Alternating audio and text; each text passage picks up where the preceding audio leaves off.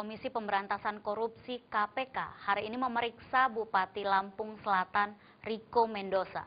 Rico diperiksa sebagai saksi terkait kasus dugaan suap sengketa pilkada yang menjerat mantan Ketua MK Akil Mukhtar. Bupati Lampung Selatan Rico Mendoza tiba di gedung KPK sekitar pukul 10:10 waktu Indonesia Barat. Orang nomor 1 di Lampung Selatan ini datang ke KPK untuk menjalani pemeriksaan sebagai saksi terkait kasus dugaan suap sengketa pilkada yang menjerat mantan Ketua MK Akil Mukhtar. Namun setibanya di gedung KPK, Mendoza tidak berkomentar apapun saat ditanya wartawan. Ia memilih langsung masuk ke gedung KPK.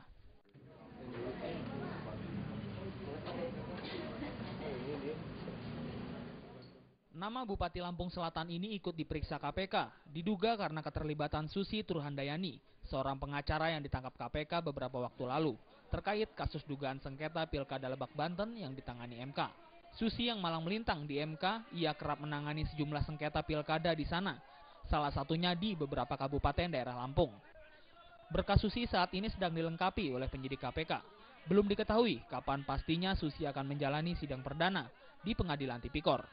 Bukan hanya Susi, dalam kasus dugaan suap sengketa Pilkada Lebak ini, KPK juga menetapkan tersangka kepada Tubagus Hairi Wardana alias Wawan, yang tak lain adalah adik kandung Gubernur Banten Ratu Atut Khosyah, yang juga suami Wali Kota Tangerang Selatan, Airin Rahmidiani.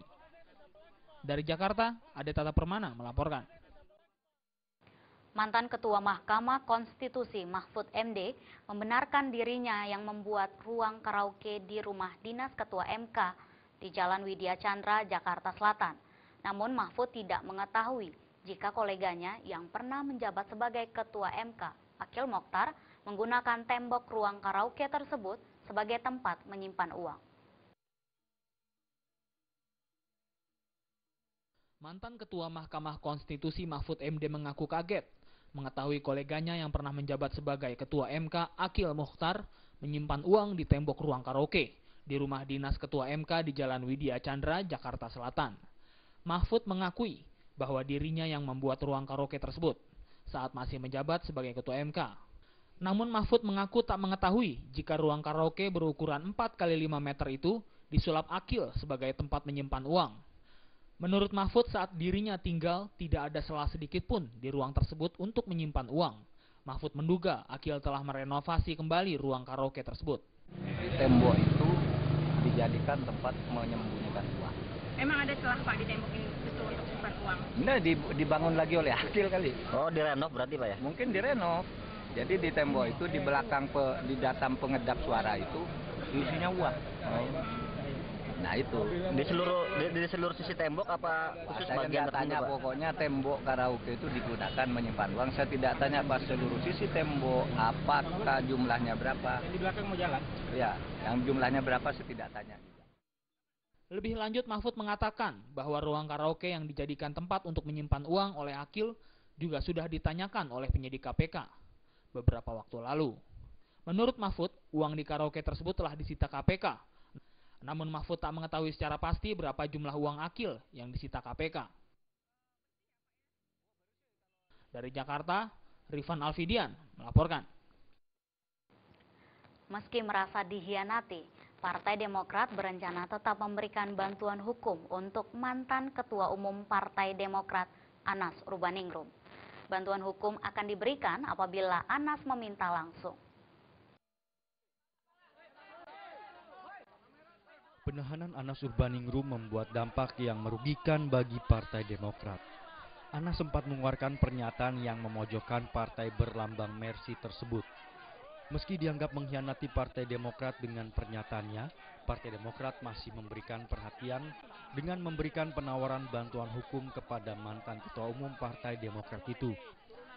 Menurut Ketua Fraksi Partai Demokrat Nur Hayati alias Segaf, Partai Demokrat siap memberikan bantuan hukum apabila Anas Urbaningrum sendiri yang memintanya. Lebih lanjut, Nur Hayati mengaku hingga saat ini dirinya belum sempat mengunjungi koleganya tersebut, dikarenakan para elit Demokrat belum menjenguk Anas.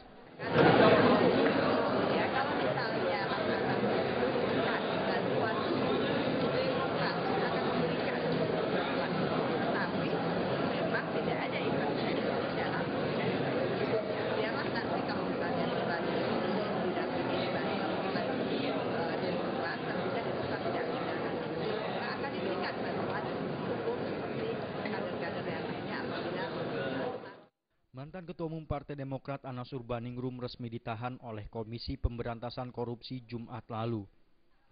Anas ditahan terkait dengan dugaan gratifikasi atas proyek Hambalang.